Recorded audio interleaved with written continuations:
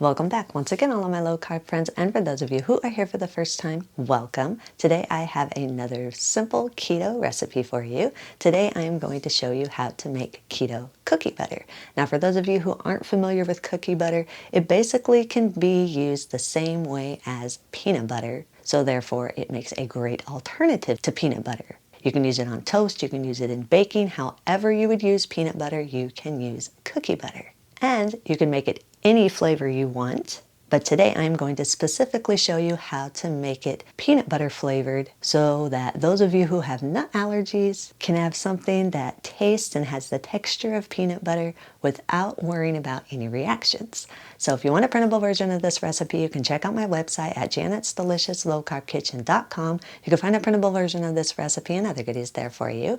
And if you're new to the channel and you want to see lots of easy, delicious, low-carb keto recipes, make sure you click that subscribe button and click the notification bell that's right next to the subscribe button. That way you can be notified every time I put out videos, at least every Wednesday and Saturday. And if you'd like to help support the channel, make sure you scroll down in the description of the video. You'll see some affiliate links. Anytime you purchase anything using those affiliate links, a small portion of your purchase will go to me and help support the channel. Also, keep in mind I am still working on the content of my cookbook, so if you guys have any suggestions as to your favorite recipes that are on this channel that you would like to see in the cookbook, leave it in the comments. Your input is always greatly appreciated. But for now, let's get cooking.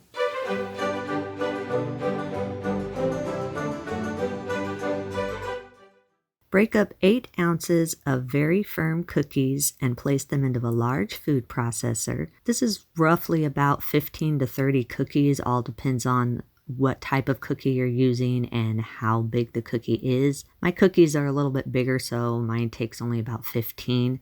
I'm also using shortbread cookies because they are a pretty neutral flavored cookie, so I can add any flavor to them I want.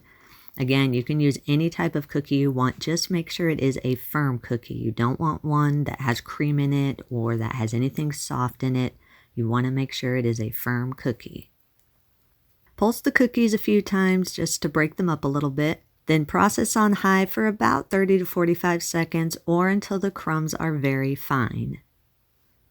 Once you're done processing the cookies, it'll roughly be around 240 grams of crushed crumbs or close to 2 cups of crushed crumbs. And again, make sure these are very fine. You don't want to have lumpy cookie butter. Once the crumbs are nice and fine, add 3 tablespoons of melted and cooled butter. Make sure it is cool. Add 76 grams or around 1/3 cup of full-fat coconut milk or the milk of your choice. I'm using the full-fat canned coconut milk, but again, you can use whatever milk you want. Add a half teaspoon of salt. You can adjust this more or less depending on how much of a salt taste you want in your cookie butter. Depending on what cookies you use, they can have a little bit more of a salty taste than others, so that's up to you how much, if any, salt you want to add. 2 teaspoons of peanut butter flavoring or the flavoring of your choice, whatever flavor you want your cookie butter to be, that would be the flavor you would add. You can also adjust this more or less depending on how dominant a flavor you want in your cookie butter. Pulse everything together just until it starts combining. Then again, process on high for another 30 to 45 seconds or until everything is smooth. Make sure you stop every now and then and scrape down the sides of your processor bowl to make sure that the cookie butter is all staying in the center. You want all of it to be very smooth. Once your butter is smooth, continue to alternate small amounts of the coconut milk or the milk of your choice and melted butter until the cookie butter is your desired consistency. Think of what you're trying to replicate. You're trying to replicate the texture and thickness of peanut butter. So however thick you like your peanut butter, that is up to you. I used about 7 tablespoons of the melted butter and roughly around 114 grams or about a half cup of the coconut milk. Keep in mind that this does thicken up after it's refrigerated, so you might want to make it just a tad thinner than what you think you would want. So once you do have the cookie butter your desired consistency, taste it a little bit, and if you need to, adjust the flavoring, adjust some more peanut butter flavoring if you want it a stronger peanut butter taste or whatever flavoring you're putting in. Adjust salt levels. If you want to, you can add some dry spices to give it a little bit of a spice flavor to it. It's all up to you. You can be as creative as you want with this cookie butter.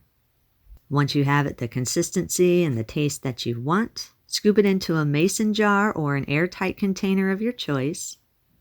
Then store it in the refrigerator for up to 4 weeks. You can use this just as you would peanut butter. So again, like I said in the beginning, in baking or on toast or whatever, however you want to use peanut butter, you can use this cookie butter as an alternative. If after it's refrigerated, if it does get too firm, then just allow it to sit at room temperature for about 5 minutes or so, or just until it softens enough for you to be able to spread it. Eat and enjoy. And that's our recipe of the day. I hope you've enjoyed it. If you did and you want to see more videos like this, make sure you click that thumbs up like button, click that subscribe button, leave me a comment if you want to. Let me know if there's any recipes that you'd like to learn how to make, and I'll do what I can to get those out there for you. And as always, keep cooking.